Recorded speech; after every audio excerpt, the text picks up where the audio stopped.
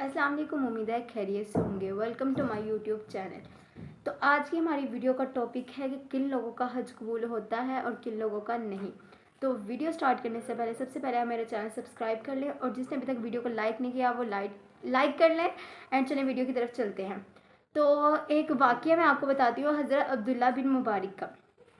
एक बार वो हज पर जाते हैं, तो जब वो हज से वापस आते हैं तो वो आकर एक ख्वाब देखते हैं कि ना फरिश्ते आपस में बात कर रहे होते हैं कि आज इस साल कितनों ने हज किया। तो वो कहते हैं कि 20,000 लोगों ने हज किया। तो दूसरा फरिश्ता कहता है कि अल्लाह ताला का हुक्म आया कि इनमें से किसी एक का भी हज कबूल नहीं हुआ। तो फरिश्ते कहते हैं कि ये कैसे हुआ। अल्लाह ताला ने कहा कि एक किसी गांव में एक मोची है, उसका हज कबूल हुआ। हालांकि उसने हज किया नहीं, लेकिन उसका हज कबूल हुआ और उसके सदक़े मैंने इन सब का हज कबूल कर लिया। तो कितना वो नेक बंदा होगा। सोचते होंगे कि पता नहीं कौन सी ऐसी नेकी करता होगा कि जिसकी नेकी की वजह से उसको बिना हज किए उसको हज का सवाब मिल रहा है। कितना अजीम शख्स होगा। तो हज़रत अब्दुल्ला बिन मुबारक उठे, जब सुबह उठे तो उन्होंने उस शख्स के बारे में सोचा कि ऐसा कौन सा शख्स, ऐसी कौन सी नेकी करता है वो कि अल्लाह ताला ने उसको इतना बड़ा उसको अजर दे दिया कि हम सब हज करके आए, लेकिन उसके सदक़े से हमारा हज कबूल हुआ।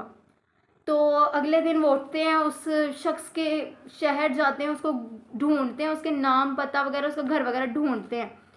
तो जब उनका घर मिलता है उनको, तो वो उनका लॉक करते हैं और वो आते हैं तो पूछते हैं कि आपने इस साल हज किया। वो कहते हैं नहीं।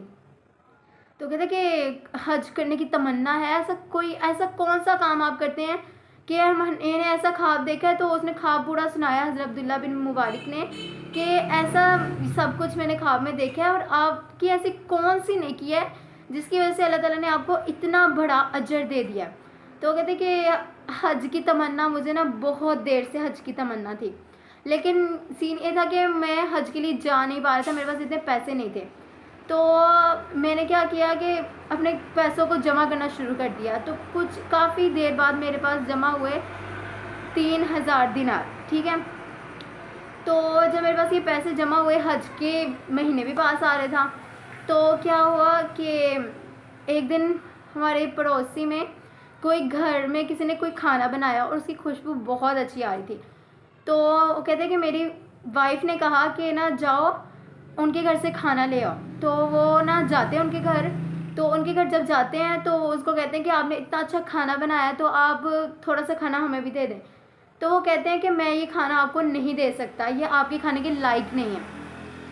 तो वो उनसे फरमाते हैं कि ऐसा क्यों है, क्यों हमारे खाने के लायक क्यों नहीं है।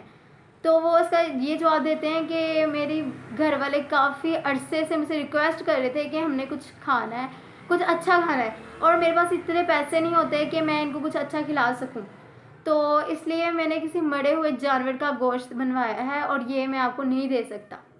तो जब उन्होंने ये सुना तो उनकी आंखों में आंसू आ गए कि मुझे हज की तमन्ना है और कुछ लोग खाना तक खा नहीं सकते। तो उन्होंने जो अपने हज के लिए पैसे जमा किए थे ना, उन्होंने वो सारे उसको दे दिए और उसको कहा कि तुम इसको अपने घर के काम में यूज़ कर लो।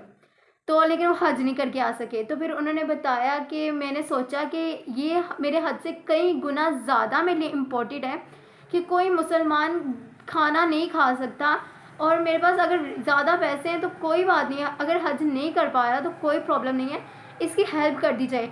क्योंकि अल्लाह ताला कहता है कि अगर आपने हुकूकुल इबाद पूरे नहीं ना किए तो हुकूकुल्लाह का भी कोई फ़ायदा नहीं है। क्योंकि हुकूकुल्लाह माफ़ भी हो सकते हैं, लेकिन हुकूकुल इबाद माफ़ नहीं हो सकते। जब तक हमने किसी मुसलमान का दिल दुखाया होगा ना, तब तक हमारे अगर हम अल्लाह ताला से जितनी मर्ज़ी रिक्वेस्ट करी जाए, जितनी मर्ज़ी माफ़िया मांग ले, जब तक उस शख्स से हमने माफ़ी नहीं ना मांगनी, जब तक उस वाले शख्स ने हमें माफ़ नहीं करना, तो कोई नेकी, कोई भी आपकी नमाज़ें, रोज़े वगैरह इतने कबूल नहीं होंगे जब तक आपने उस शख्स से माफ़ी ना मांगी। और क़यामत के दिन अगर उसने ये सवाल कर दिया कि अल्लाह ताला इसने मुझसे माफ़ी नहीं मांगी, इसने मेरा दिल दुखाया हुआ है, तो अल्लाह ताला के सामने क्या जवाब देंगे। तो आप उम्मीद करेंगे कि अल्लाह ताला आपको माफ़ कर दे कि आपने दुनिया में उनके बंदे को माफ़ नहीं किया, या अपने बंदे के लिए आपने कुछ नहीं किया। अल्लाह ताला के बंदे के लिए अगर वो भूखा है तो आपने उसको नहीं किया, आपने सिर्फ अपने बारे में सोचा, कभी किसी दूसरे के बारे में नहीं सोचा। तो आप खुद ही सोचें कि अल्लाह ताला आपके बारे में क्यों सोचेंगे। क्योंकि हमें हमेशा दूसरों को देखना चाहिए, हमें ये देखना चाहिए कि दूसरा कितनी प्रॉब्लम्स में है। हमेशा अपने आप की तरफ नहीं रहना चाहिए, दूसरों के बारे में भी सोचना चाहिए कि अगर उसने खाना खाया है कि नहीं खाया। अगर हमारे पास ज़्यादा क्वांटिटी में है तो हमें चाहिए कि उसको भी दें। नबी ने फरमाया कि अगर हम सदका करना चाहते हैं तो सबसे पहले गरीबों में दें, अगर इतना नहीं है तो सबसे पहले अपने घर वालों को भी दे दें, तो वो भी सदका जारिया हो जाएगा।